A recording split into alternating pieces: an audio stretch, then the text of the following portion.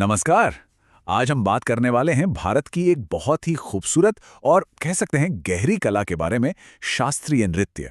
देखिए, ये सिर्फ एक डांस फॉर्म नहीं है, ये अपने आप में एक पूरी भाषा है, एक ऐसी कहानी जो सदियों से कहीं सुनी जा रही है। तो चलिए इसी दुनिया में थोड़ा और गहरा उतरते हैं।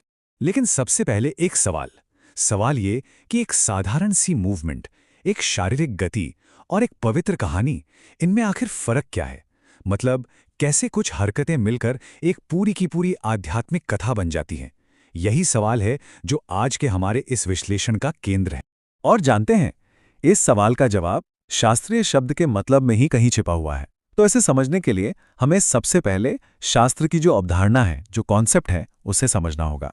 तो यहाँ सबसे जरूरी बात यह है कि शास्त्रीय नृत्य का मतलब सिर्फ ये नहीं कि ये बहुत पुराना है। नहीं, इसका असली मतलब ये है कि ये नृत्य कुछ खास नियमों से बंधा हुआ है। और ये नियम कहाँ से आए? ये आए हैं नाट्य शास्त्र से, जो नाट्य कला का एक प्राचीन विज्ञान है। समझिए कि ये एक कोड है, एक तरह का ब्लूप्रिंट, जिसे हर कलाकार को फॉलो करना होता है। तो चलिए अब इस ब्लूप्रिंट यानी नाट्यशास्त्र को थोड़ा और करीब से देखते हैं। पता है, इसे प्रदर्शन कलाओं का पांचवां वेद भी कहा जाता है और इसी बात से इसके महत्व का अंदाजा लगाया जा सकता है। ऐसा माना जाता है कि नाट्यशास्त्र को ऋषि भरत मुनि ने रचा था। और जरा सोचिए, ये सिर्फ डांस पर एक किताब नहीं है, बिल्कुल नहीं। ये तो संगीत, नाटक, मतलब परफॉर्मिंग आर्ट्स के हर पहलू के लिए एक डिटेल्ड गाइड है। ये वो बुनियाद है, वो नींव जिस पर भारतीय शास्त्रीय कलाओं की पूरी इमारत खड़ी। अच्छा, तो अब जब हम इसकी नींव को समझ गए हैं, तो अब बात करते हैं नृत्य की अपनी भाषा की, उसकी ग्रामर की। आखिर कैसे कोई कलाकार बिना एक भी शब्द बोले पूरी की पूरी कहानियां सुना जाता है?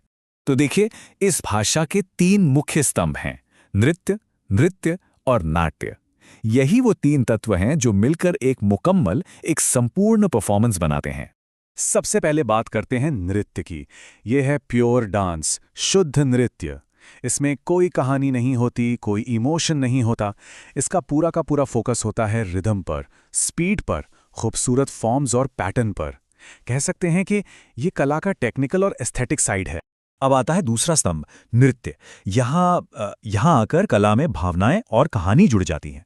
इसमें कलाकार अपने एक्सप्रेशन से, अपने जेस्चर्स से, अपनी भावनाओं से किसी गीत या कविता का मतलब समझाता है। और ये स्लाइड इन दोनों के बीच का जो अहम फर्क है, उसे बहुत खूबसूरती से दिखाती है। देखिए, नृत्य और नृत्य दोनों में रिदम और फॉर्म तो कॉमन है, लेकिन जो कहानी और इमोशन है वो सिर्फ नृत्य में जुड़ता है। और यही वो चीज़ है जो डांस को महज मूवमेंट से उठाकर एक भाषा बना देती है। तो सवाल ये है कि एक कलाकार इन भावनाओं को एक्सप्रेस कैसे करता है? इसके लिए उनके पास कुछ खास टूल्स या कहिए औजार होते हैं। इनमें सबसे जरूरी हैं मुद्राएं, यानी हाथों के सांकेतिक इशारे, और रस यानी इमोशंस का निचोड़। 9 मूल रस होते हैं, जैसे श्रृंगार यानी प्रेम, करुणा यानी दुख, रौद्र यानी गुस्सा और हास्य यानी खुशी, जिन्हें कलाकार स्टेज पर जिंदा कर देता है। जरा इस पर गौर कीजिए, एक अकेली मुद्रा में कितनी ताकत हो सकती है। यह है पताका मुद्रा, जिसका मतलब है झंडा या ध्वज। और सोचिए, ऐसे सैकड़ों हाथ के इशारे हैं, हर एक का अपना एक खास मतलब। ये अपने आप में एक पूरी की पूरी वोकैबुलरी है। चलिए अब थ्योरी से थोड़ा प्रैक्टिस की तरफ बढ़ते हैं। भारत की जो संगीत नाटक अकेडमी है, उसने 8 डांस फॉर्म्स को शास्त्रीय नृत्य का दर्जा दिया है। तो आइए एक एक कर इन पवित्र नृत्यों से मिलते हैं।